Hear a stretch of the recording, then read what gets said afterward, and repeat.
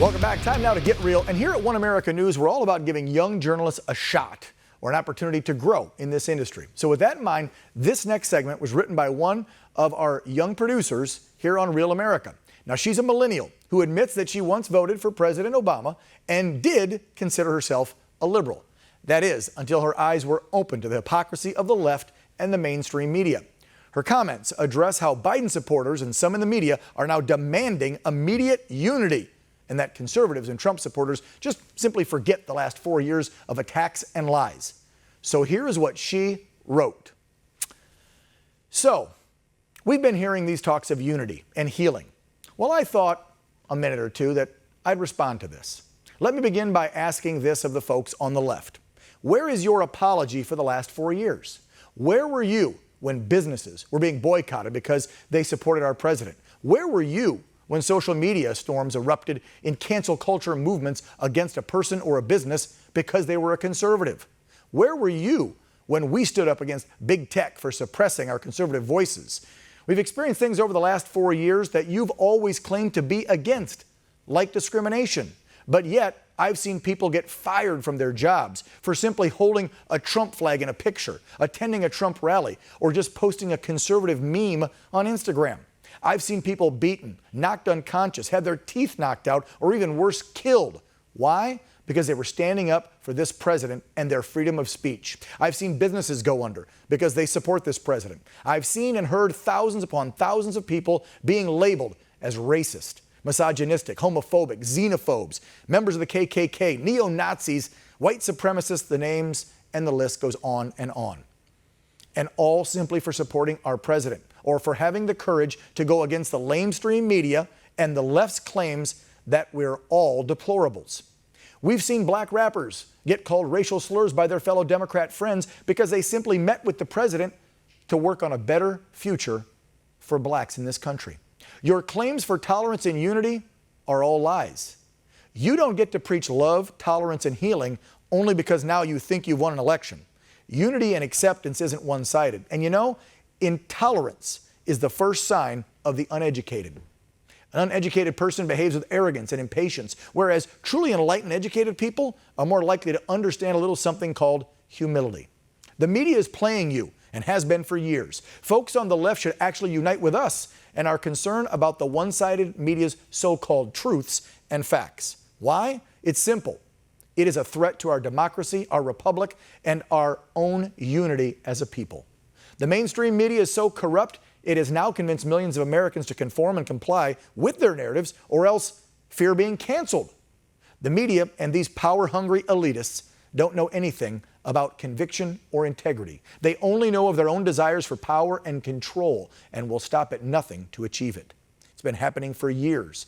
But I began to take notice when they stopped reporting on factual information, such as the fact that President Trump did better with minorities in this election than any other Republican candidate in 60 years. Why wouldn't they even report on that? Well, because it's simple. It doesn't coincide with their narrative that the president is racist. For years, they have ignored the fact that our president has denounced white supremacy and the KKK nearly 30 times over the last decade. He even designated the KKK as a terrorist organization. The media has repeatedly ignored the many important black lives who support our president. They also continue to ignore black lives across our country in cities like Chicago, where hundreds of black lives are lost each and every year. But they will continue to exploit stories of a white cop killing a black person, all the while trying to connect the dots and call it racism, without even having all the facts of the case.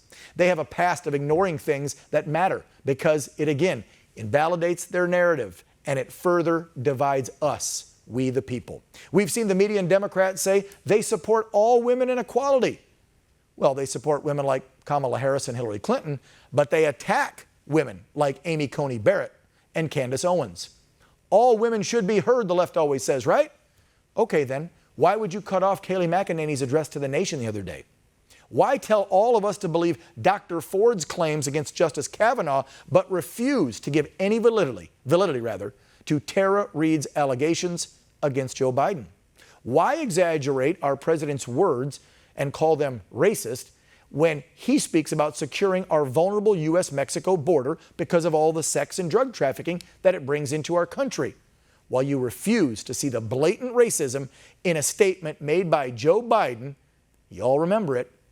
If you can't decide whether or not you're for me or Trump, then you ain't black. That's racist. You can't tell me these things aren't politically and monetarily motivated. You folks on the left have stood proudly on a mountain of false narratives and lies while you've accused us of so many things that simply are not true. So excuse us for the hesitation in moving forward and uniting and healing.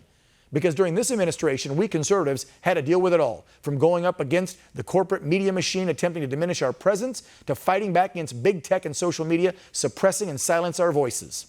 While you on the left have just sat back, watching this all play out and never speaking up when you know what's being done is not fair and just. Your silence is deafening.